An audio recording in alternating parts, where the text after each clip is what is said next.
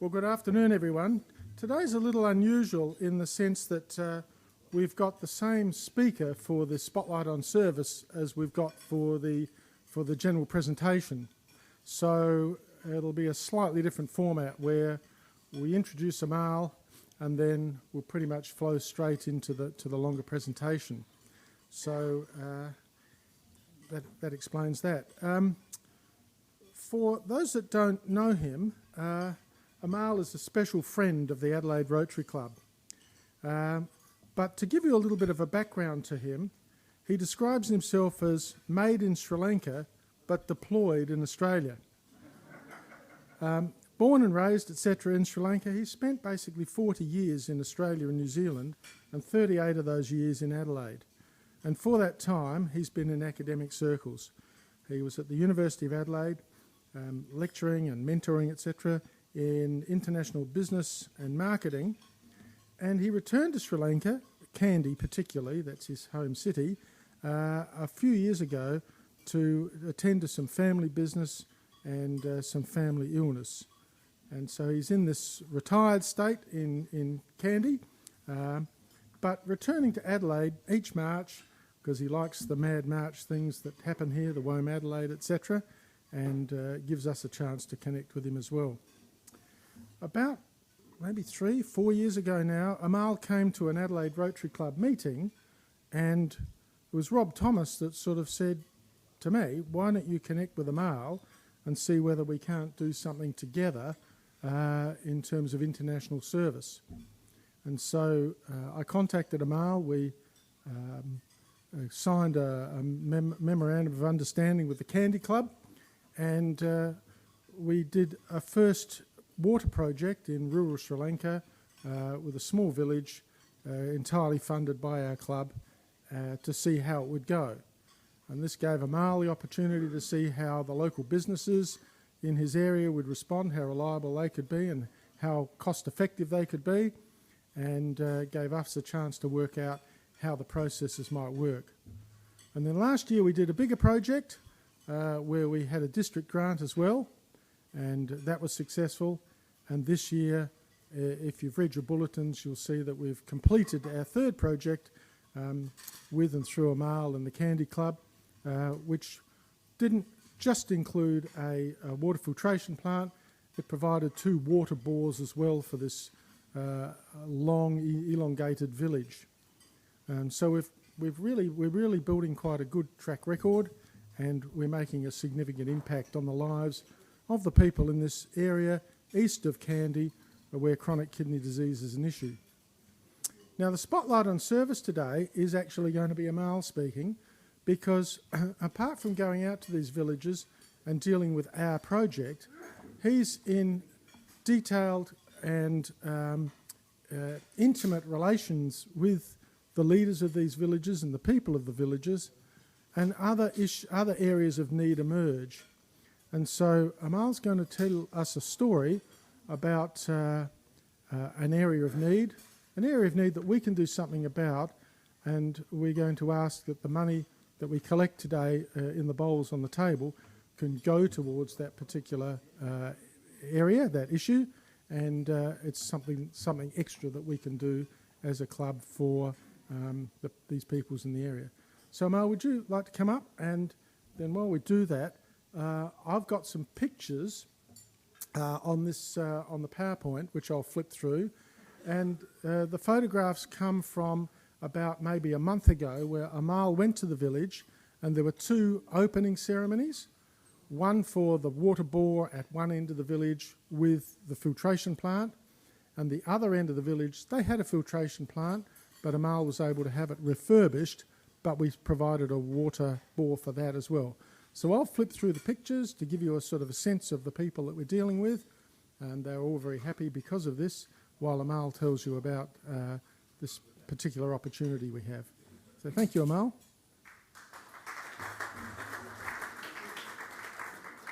Thank you. While I was at this village, this same village where these photos were taken, the head monk of the village is also the principal of the school, and he told me about this young family There's in front of the school, there's a banner with 3 kids on it. And he's got the grade point average of the kids and their photos in the front. And he pointed to one of the kids and he said, "This young boy really needs help." And I said, "Well, what's the problem?" And he said, his family lives in this really derelict house, and this kid is seriously talented. He needs a chance in life. So he then took me to this boy's house, and I met the family, and there's mum, bright as a button, very smart, dad, 1 sandwich short of a picnic, and in this house, which it just broke my heart looking at it. It's just terrible. I mean, the whole house would be like a quarter of this room, and this kid producing superb academic results with serious challenges in front of him, and the whole roof just caving in. So this area is not a high rainfall area, but when it comes down, in spades. So when it rains, he's literally sitting under a waterfall. So they've got one room where the whole family's living room, and there's a tiny little room where they all sleep, and there's a kitchen and a small toilet, and that's basically it. So I said to the head monk, I said, "Well, I'd like to help somehow," and I said, "Can you get me an estimate of how much it would cost to get the roof fixed?" As it turns out, my driver, he's an ex-builder, multi-talented guy, can't do without him. And he said, the monk said, probably around $200. They said, nah, it's probably more like about $500 or $600. And he was right. So that's about what it's going to cost. And so he also asked me for a multimedia projector because he wants to, bring some education material alive. So I gave that to him. That was about $700. And so I said, okay, well, I'll come back and help you with the roof. So that's where we're at the moment. So helping this kid putting up his roof will take a kid who is seriously talented, hopefully, to give him a much better future.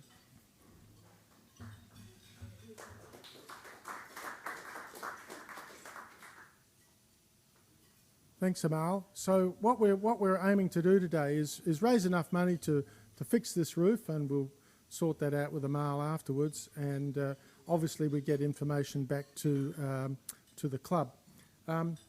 One of the things I'll just point out is in those photographs you see a man posting a plaque on the right-hand side of the entrance there. That's a plaque that includes the name of the Rotary Club of Adelaide as being the people that have provided the money. So Amal is quite sensitive to the issue that when he's there, this is not his beneficence, it actually comes from us. And recently we sent photographs and things like that to Amal so he could show the people that it was people in Adelaide thinking of them and people in Adelaide doing something to support them. So we're normally looking for a small folding donation in the bowl, but if you feel moved, we'd be happy with maybe 2 small folding notes, or maybe a blue one or a red one. Anyway, so there's our spotlight on service today. We'd like to continue now. We have to swap computers, so we'll just take 30 seconds to do that, and then we'll come back with Amal to talk more generally about the situation in Sri Lanka, and then provide more information about the area in which the work we're doing takes place. So 30 seconds.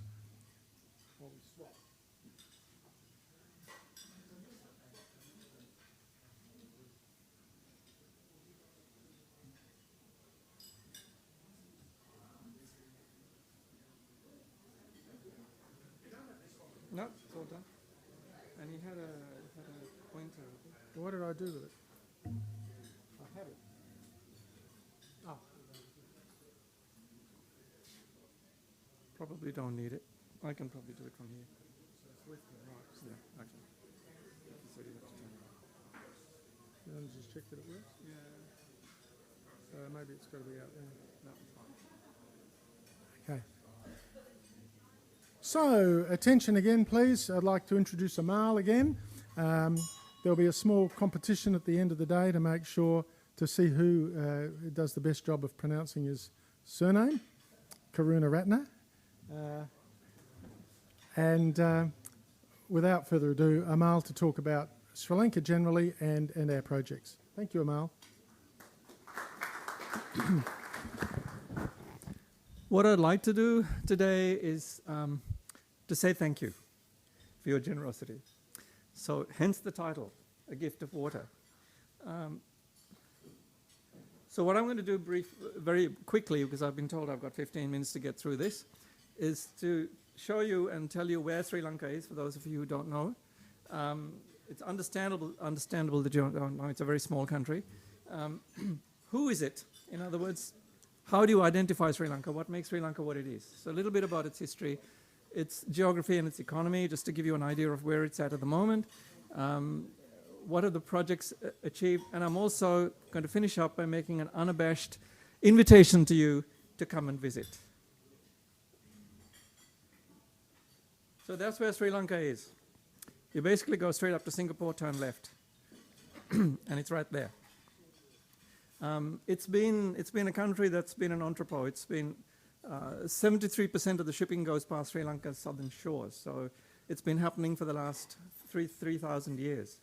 Shipping going up and down, north, south, east, west, it all goes past Sri Lanka. So it's a very multicultural, functional country. So with a very, very long and deep history.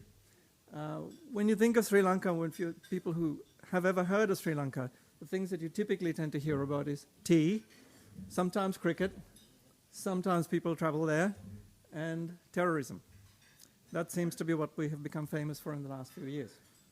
I hope the terrorism is finished, but it has been the one defining feature of Sri Lanka's history in the recent times. Sri Lanka's history spans well over 3,000 years, but for about 2,000 years, there's 2,500 years of recorded history, which is fairly unique in any country.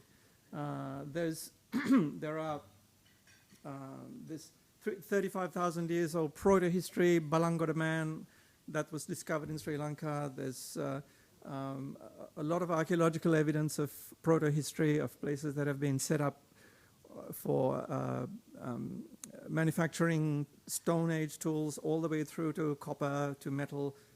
This enormous amount of evidence of prior civilizations. It's a huge, long history in the country, but I'm obviously not going to talk about all of that. There are three books called the Mahavamsa, the Chulavamsa, and the Deepavamsa, which are the manuals in which the history of Sri Lanka has been recorded. And archaeologists and historians say there's a lot of accuracy in there, 60 to 70% of accuracy. There's quite a lot of fantasy, of course, with history books tend to do that. With Sri Lanka's written history started with the arrival of a prince from Kerala in 535 BC. And it was at that time called Tambapani, which means copper sands. And if you go to the area where that prince landed, it's still kind of got a reddish coppery color. And there was a big horse commemorating his arrival, which has now since been broken, but the ruins of it are still there. The earliest kingdom of Sri Lanka was Anuradhapura. For anybody who's been there, it's an extraordinary place. It's has spanned a historical period of about over 1,000 years, which for any capital, that's quite a long period. Most of the Anuradhapura period, ruins are underground, so you can't see it, but there's a lot of structures that have been reconstructed. And since that time, there have been 181 monarchs. That tells you something about how unstable and how complicated Sri Lanka's life has been. Now, I've just put up this diagram, not to go through the detail of it, but I just wanted to show you that there are certain significant events in Sri Lanka's history that have shaped the country. From the arrival of the young prince with his renegade friends in 530 BC, shortly after that was the arrival of Buddhism, which has significantly colored influenced the culture of Sri Lanka. That happened in about 277 BC. Then there was lots of turmoil as various incursions between India and Sri Lanka happens. You know, love thy neighbor. Everybody loves your neighbor. So if you have a neighbor, it's a good thing to fight with them. So we did that. And then there was the European invasions, which was first the Portuguese, then the Dutch, followed by the British. They, of course, left their legacy behind in the form of tea plantations and the bureaucracy and some of the roads and railway structures and so on. And then later on in the 1970s through to the late mid-1990s, there was a local turmoil through a period of time when Sinhalese nationalist people started up a revolution against the incumbent government. And so for about 15 years, there was all this turmoil. And it was the beginning of that period that I left Sri Lanka with my family. That wasn't the reason we left, but it was the beginning of that period that we left. And it literally destroyed the fabric of the country. Another significant thing that led up to this was one of the politicians, Bandaranaike, brought in a policy called Sinhala only, which is the national language of the country, and it literally said the national language of the country will be Sinhala, removed all other languages, which was actually to remove the British influence on Sri Lanka, but it literally stopped Sri Lanka in its developmental tracks. And in the early 1970s, the Prime Minister at the time nationalized everything, remaining in private hands. Those two events basically stopped Sri Lanka's development dead in its tracks. And then the next thing that influenced Sri Lanka was the terrorism that started in about the 1980s, with 3 sets of major wars with the Tamil Tigers, and which finished in 2009. And so for literally 29 years, nothing happened except fight the war. It was just one terrorist attack after another. When I went to Sri Lanka in 2006, I remember sitting in traffic jams. They're far worse now, but even at that time, sitting in traffic jams, the moment the cars in front stopped, looking around to see where the next turnoff was so that we could get out in case there was a bomb strike. And I used to come and teach in Australia, I used to come and teach in Singapore, never taking flights at night, because you never knew where there was going to be some sort of a terror attack. So living with terrorism was very real to me. After living in Australia and New Zealand for 40 years, I was very peaceful. I mean, the whole concept of terrorism was just abstract. So the arrival of Buddhism was a very significant thing because it colors every fabric of Sinhalese society. And one of the things that it started off between a friendship between 2 kings, the king of Sri Lanka and the king of India, who then sent Buddhism all over the world and to Sri Lanka. He sent his son over to Sri Lanka to become the emissary, and his daughter to be the emissaries who started Buddhism in Sri Lanka. And what I wanted to show, the reason I wanted to talk about this was that Sri Lanka's, the influence of Buddhism in Sri Lanka has given a deep sense of gratitude to Sri Lankans. And that's what I wanted to convey to you. That's why I put this in. Sri Lanka's capital has moved many times from the ancient to the present, and it's moved something like 9 or 10 times. So this graphic shows the number of times that the capital has moved. The capital has always been the place where the central focus of Buddhism has been, and that was a thing called the Temple of the Tooth, which represents the tooth relic of the Buddha, and where that tooth relic is becomes the capital. So the last capital of Sri Lanka was where I live, Kandy, and then it then moved to Colombo, which is the present capital, but the Temple of the Tooth remains still in Kandy. Just very briefly, I put this map in because I wanted to show you that the area that was claimed by the Tamil Tigers happens to also be a place where some of the areas that we're working on and has caused significant amount of disruption for those communities. They represent about 9% of the population. They're claiming something like 30% of the land mass, which is a bit crazy. In some of the areas that we are working in one of the areas, it just broke my heart talking to some of those people that they didn't actually volunteer this information. I asked them, were they affected by the war? And they kind of looked at me. And this elderly gentleman walked up to me and said, yeah, we were affected by the war. And I said, well, how? He said, every night we went out, at least 3 people were killed. And very, very often young children were hacked to death. And I had trouble processing this. This ethnic cleansing is one thing, but to hack children to death and innocent farmers, I don't get that. So the economy of Sri Lanka, population of 21.6 million. It's very close to Australia. What are we, 22, 24? Yeah, we're very close to Australia. The GDP of 86.5 billion. Australia's GDP by comparison is 1.4 trillion. So it's a very small fraction of Australia's economy. We have a GDP capita of $3,900 per capita. Australia is about 54,000, I think. So that gives you some comparison of the relative sizes. But if you look at these numbers and you go to Sri Lanka, you don't see that feeling of a $4,000 per year GDP per capita. So when you look at the poverty levels, it's saying 4.1% poverty levels. But if you lift the definition of the poverty level up 1%, the poverty levels jumped up to 20%. And there are something like 40% that live at $5 a day. Now, that doesn't really feel like $4,000 GDP per capita. Sri Lanka is not an easy place to do business. Our exports are very small by comparison to the, even within the region. So our development has been seriously hampered, particularly because of the war. And just to give you an idea of the demography, these areas that are colored in dark are mostly the Sinhalese-dominated areas, but there's all sorts of other issues going on here. The capital is Colombo. Sri Jayawardenepura is the broader area. I won't go through all the details, but the Sinhalese population is around about 74%.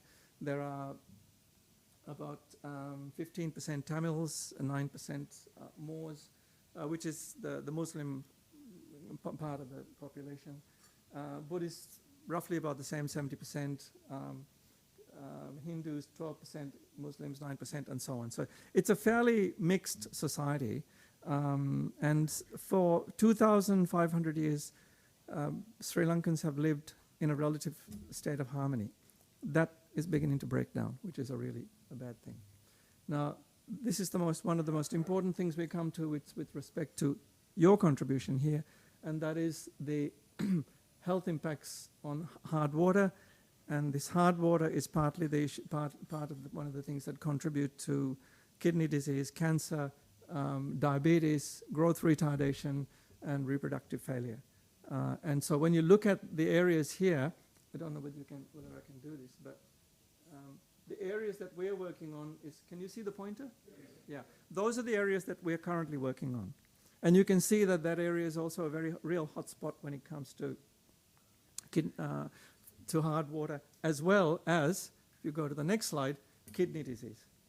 A lot of kidney disease in this area. So the area that we're working on is in exactly the same area. It's actually gets worse further up north. That's another problem, but we have to deal with what we can. These projects have been done kind of opportunistically through personal contacts, but we began to realize that how bad the problem was. So we've got to start somewhere. And this area also is a low rainfall area. It is also formally classified as the dry zone in Sri Lanka. That area on that pink area is formally classified as the dry zone. So not only do they have contaminated water or water that may not be clean, they also don't have enough of it. So your last two projects was really a godsend. In Sri Lanka, by the way, I'm going to subject you to some of my photography, so if you don't like it, bad luck. In Sri Lanka, the ancient Sri Lankan kings built these big irrigation tanks. They're called tanks. And this is one of them. This is in an area called Polonnaru, which is in that same district. And these huge irrigation tanks were used to irrigate all the lands around them. These areas are the repository of an enormous catchment of water that catches water from the mountains, from the hills, and stores them for later use. So I'm going to talk briefly about each of the projects that we have done through your generosity. Kajuwatta was the earliest one, and I recently visited. When I do each of these projects, when they have these openings, I go and visit all of them. When I do a circuit around them, it's about 360 kilometers to do a round trip. Now, as we do more of them, I'm going to find it increasingly impossible to do it in one day. So we leave about 4 or 5 in the morning, and then we come back at about midnight. It's quite a long day.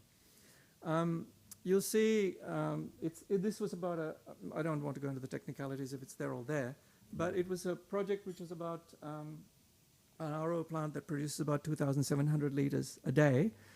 It services a community of about 200 or 300 people a day, and during festival times, which is every month, they have pilgrims come in, and there are about 1,000 people. So the tanks that we put up there wasn't enough, so I bought them another one, so they have another storage tank.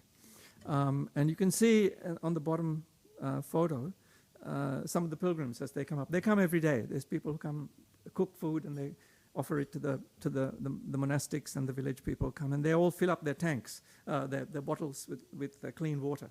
One more thing that needs to be done here is that the plaque that I had was up there. It's actually on the first floor of a building. I didn't put the photo in there, but they're in the process of building a new office. So this sits actually above the office. So when the office is finished, your plaque will be placed right next to the door. Hobberiava, which is another project which we did, which is a much bigger RO plant. And standing next to me is the young monk who was involved with it. And you can see him inside the RO plant, proudly showing off all his technology. Quite an enterprising sort of soul. And on the day of the opening, they had drummers, and actually made it coincide with one of the festival events, because I didn't want him spending money unnecessarily on an opening. So you can see in the bottom photo people filling their containers with clean water. And he was telling me that people are now beginning to realize that there is clean water. There's a community of about 800 people, and around about 10-15% of them have kidney disease. And so he's also supplying clean water to the hospital where there are kidney patients, free of charge. He charges a nominal amount. The management process is they charge a small amount of money. That money is collected by the temple committee, and they keep the money away, stored somewhere else. And when they need to do the replenishment and the maintenance, they use that money to do the maintenance work.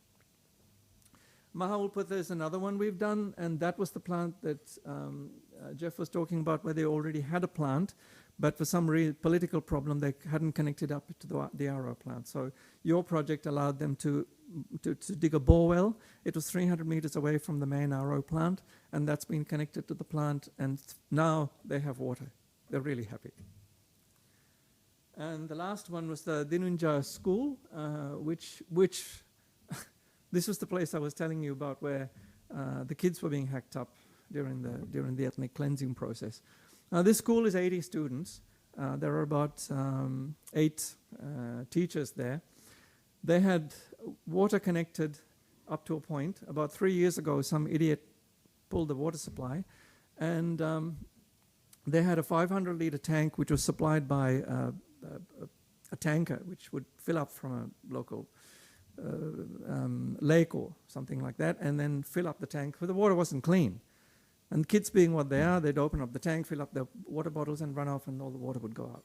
So this was just causing all sorts of problems. There wasn't even water to go to the toilet. So your project has now included an RO plant to a community of about 200 people, the school, and there's a bore well that now supplies the school. How happy is that? And look at these faces. This is not posed. This was just purely spontaneous expression of joy. When they knew we were coming, they put on this huge party. I wish you could have been there. So this is the closest I can bring. The kids put on this little show of a little dancing and singing thing. The little boys did this thing with their dancing and singing, and the girls did a little show. And that's my sister standing in the middle, and she's been a great help to me with dealing with the the Kandy Rotary Club. And another thing that we also did was from Kandy, we went to a nursery, brought a whole lot of plants that are water retention plants. And for each time I go up there, I'm going to keep taking plants up there. And so this little fellow came up to me while I was putting the plant in. I said, "You help me put the plant in, and you're the guardian of the tree. So you're the tree guardian." And so he took it very seriously. Another project that we have tried to get off the ground, and I have to actually follow this up. I'm not quite sure where it's gone, but I think it's successful partially, but I haven't quite got the figures on this. It's a bee project. We started off thinking about creating an apiary expertise in the area so that people have an income and a source of bees' honey. And so what they do is they start off with this guy. We call him Bee Mahinda because my driver is also Mahinda. He's also Mahinda, so we call him Bee Mahinda to differentiate the two. And he 1 minute, okay. They put the pots out there, and the bees go into the pots and they set up shop, and that becomes the beehive. Okay, I've got to go very quickly. I'm going to go through some shots to show you how beautiful this country is, and hope you will come and visit. So when you go to these places, you see sites like this. This was shortly after the rains. When it rains, it really comes down. And we have ancient heritage, 2,000-year-old temples, monasteries. And this is on the way down to some of the water places that we go through, 27 bends as they call it, 18 bends as we call it. And this is some of the scenery that you see as you go down to some of these places from the mountains.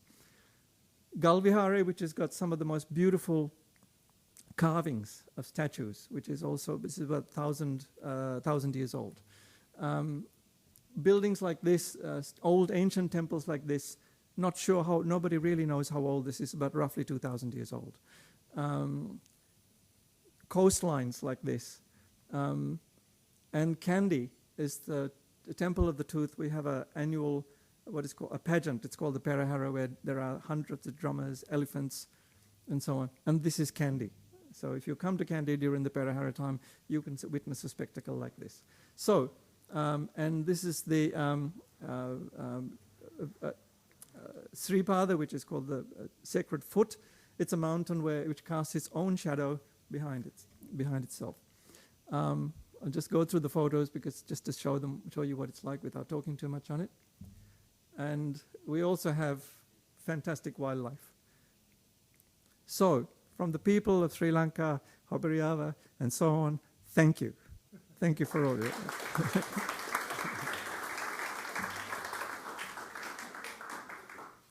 We've got time for exactly one question. Mr. Larkins. Thanks very much, Amal. My wife and I had the good fortune to visit Sri Lanka in 2013. One of the things that struck us was that it seemed to us a great similarity with bird culture in Cambodia.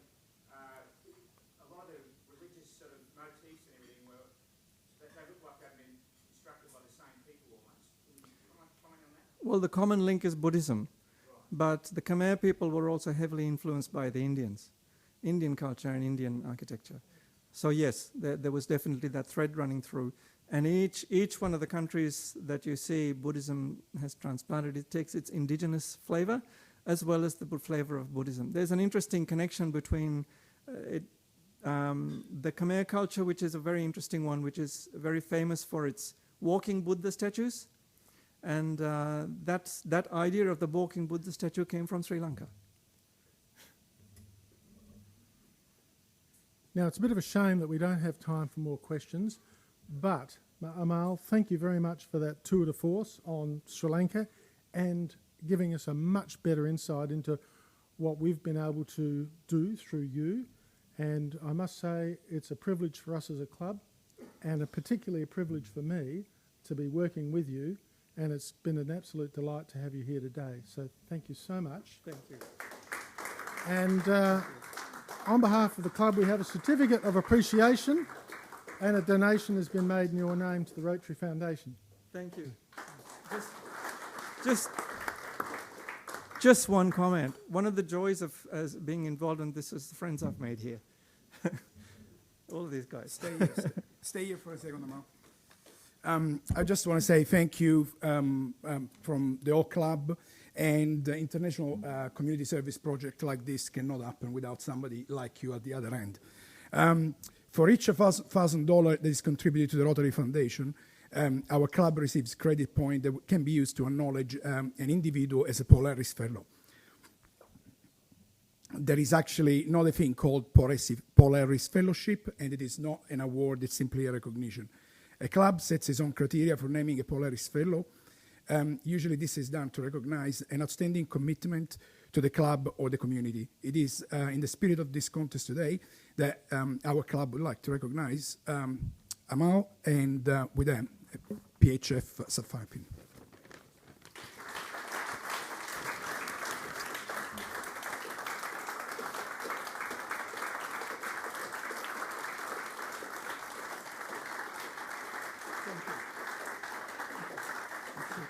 Thank you. Thank you. Thank you. Thank you very much.